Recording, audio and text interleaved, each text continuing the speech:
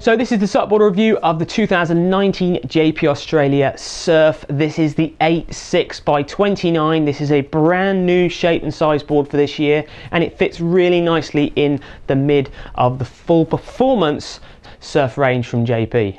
So full specifications for this board: 8.6 long, 29 inches wide, 4.1 inches thick. That brings in the literage at 113 litres. It weighs 7.9 kilograms. When we've weighed it, it comes as standard in a 2+1 fin setup. And this is the WE, this is the wood edition. They also do a pro edition as well. So looking at the materials of the WE board, it's got an EPS foam core, multiple layers of glass, giving it the stiffness and strength, and it's got a full wood laminate over the top part of the board, which is again to give extra strength but not notch up the weight too much. Down the rails of the board, you've finished off with volcanic basalt rails. Outstanding looking and very hard wearing board. We used it on some boards last year. That is made from 100% volcanic rock. Don't ask me how, but it looks cool and it is very hard wearing. So the JP Australia Surf range is the full-on performance shapes. You can't get any more performance based than these boards. They make them in a 7.2, a 7'6", an 8'1", an 8'6", which is this one, an 8'10", and a 9.2 as well. So moving away from the catalogue stuff, and let's move on to the SUPboarder impressions of the JP Surf. So the look of the board, well, it's got its trademark wood JP finish, seeing through the front part of the deck area. A good point to note there is the wood deck area at the front of the board is not gripped, so you are going to have to wax that if you find that you want to work your way up a bit further forward when you're paddling in on those waves. I didn't actually find I needed to get any further forward than where the EVA was, so it wasn't an issue, but bear in mind that is something you might have to do if you want to be standing up there. The EVA pad, it sort of comes in two sections. You have the white and grey forward section in the diamond grip EVA, nice and grippy, not really thick, but I wouldn't say it needs to be any thicker to give you any more comfort or grip. And then it's split here and goes into the same style EVA diamond grip deck pad, but with cutaways so you can see the wood. Looks really nice. And then it's got a nice raised pad here for underneath your foot, so you can feel where your foot is on the board, which is great. We said we wanted that a couple of years ago on some JPs, and they've put them in. Really makes a difference when you're surfing. And a really nice pronounced kicker at the back of the board.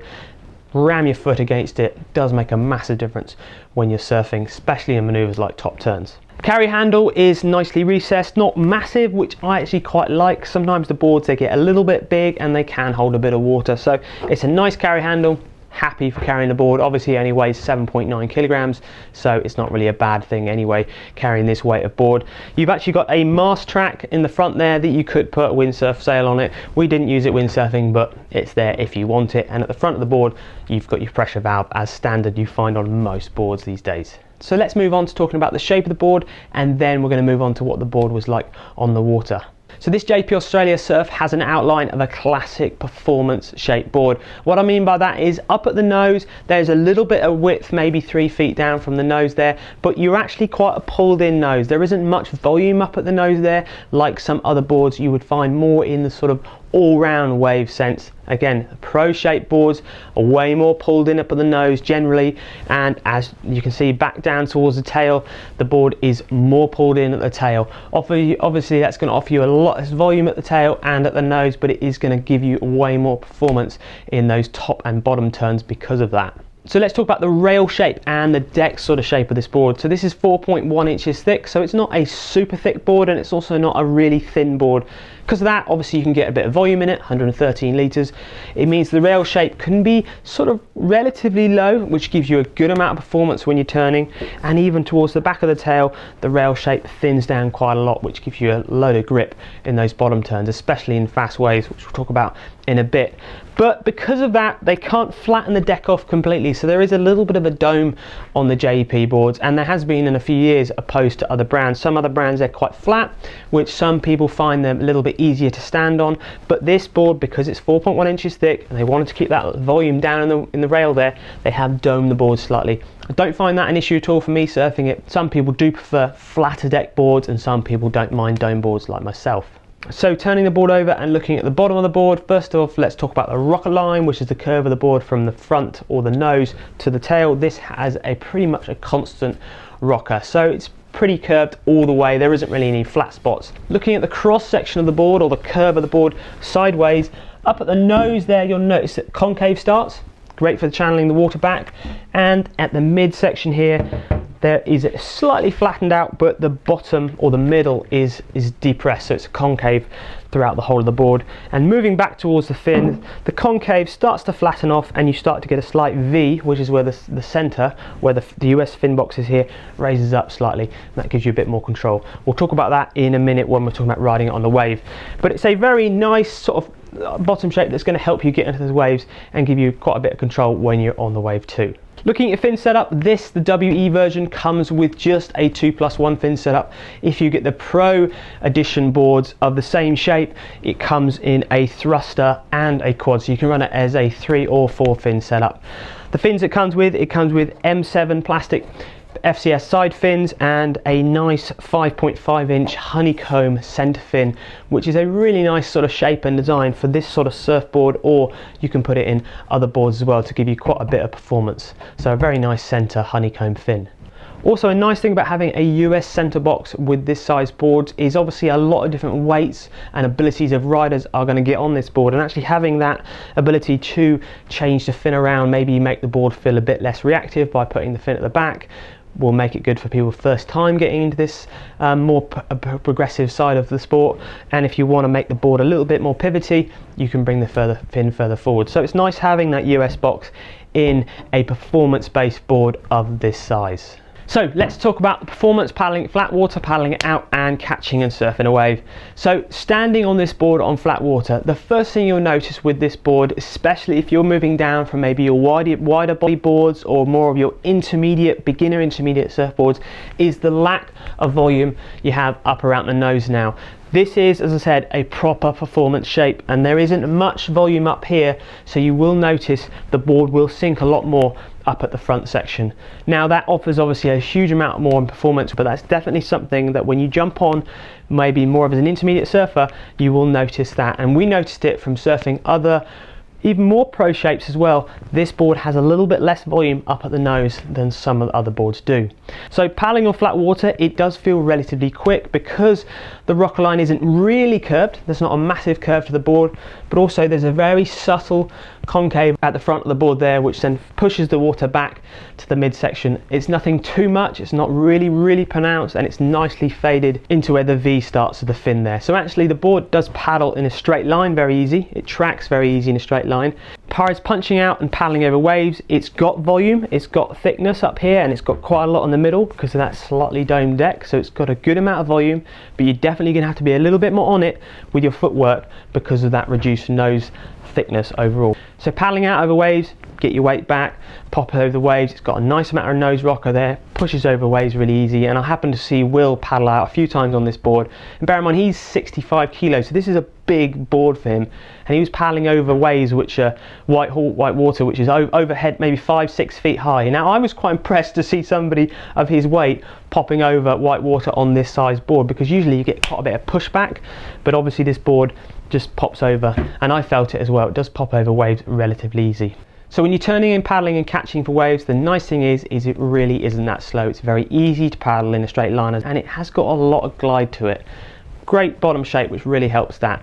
So on a wave, this board offers a huge amount of ease of use. So it's very easy to catch, very easy to bottom turn, and just ride in general. You haven't got to have your feet in the right place. Unlike some other top end performance shapes from other brands, this board is very easy to get on with your back foot, as in sometimes you go into bottom turns and if your back foot isn't in the right place, your board will just skip out and spin sideways, or you'll end up sort of digging the tail in and stopping the board altogether. This board is very easy to surf, and you might find that your foot was slightly in the wrong place, it would still bottom turn nicely and it would still project you back up to the face. So really happy to jump on this straight away, very plug and play, very easy to use. And at the same time, the top turns and the cutbacks and the hacks are very easy to do. It's an 8'6" long board. Yes, to many of you that might not seem like a very big board, but bear in mind, if I'm used to surfing 7.5s, 7.6s, smaller size boards, this didn't feel a foot bigger than those boards. This felt more like sort of 4 or 5 inches bigger, so that's quite a big thing to show that it does actually react and it comes around really quickly for the size of the board. So 8'6", 113 litres, and again, some of the boards that we're riding, personally 85 litres, 82 litres, that's a huge volume difference. So if you can get on a board like this and it feels comfortable to ride and it's a big volume board, it really shows a lot to me of what this board is like performance stakes for its size. So the wave conditions we've used this in, well, we've had it out 6 or 7 times, from 1 foot slop to overhead fast faces. It handles both waves very well, which is very surprising. Sloppier waves, yeah, you've got to work a little bit harder, but it is very easy again to do cutbacks and little top turns. Fast waves, very easy at holding you to the face, and it's also happy in the bigger stuff too, being 8'6" long, and it's because it's easy to paddle in. You can get on the big waves early, so if you do want to try and get out into more of the bigger stuff, this board can do that as well.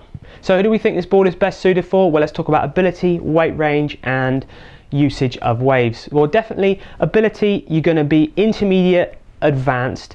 You could step down from a bigger board, maybe 160 litre board, but weight wise you're probably wanting to be maybe 65 to 85 kilograms for that sort of dream most people paddling this board.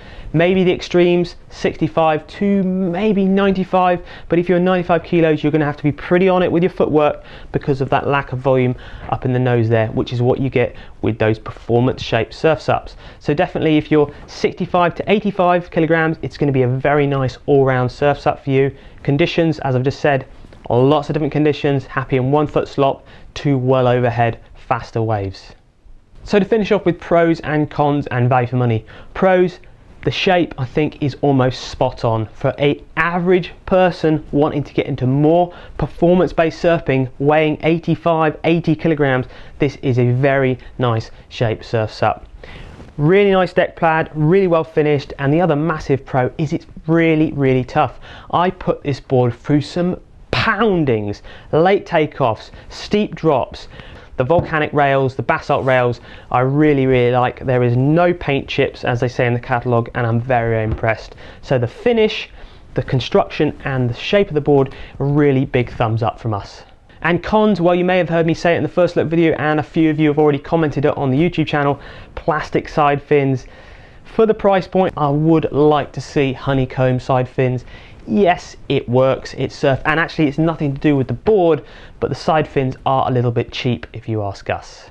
And value for money, well, as I say in most of these reviews, you guys know whether you think it's value for money or not. It is a acceptable price point in the market. It's what you'd expect to pay for a wood construction board from a main brand. It's very tough, and I really do like the shape of the board, and it's very easy to surf. So from that sense, I really do think it is value for money. So there we go, that's the full review of the JP Australia Surf 8'6" by 29, 113 litres. A great fun board to surf, very easy, going to be ideal for 80 to 85 kilo riders. With the pro video side of this board, we're not going to put the extra bit on the end like we normally do. We are going to have a full-blown pro chat about all of the boards that we've been testing lately, back to back, straight away, undressing every single issue they have and giving pros and cons to each one. So check out that if you're really interested in a surf SUP this year.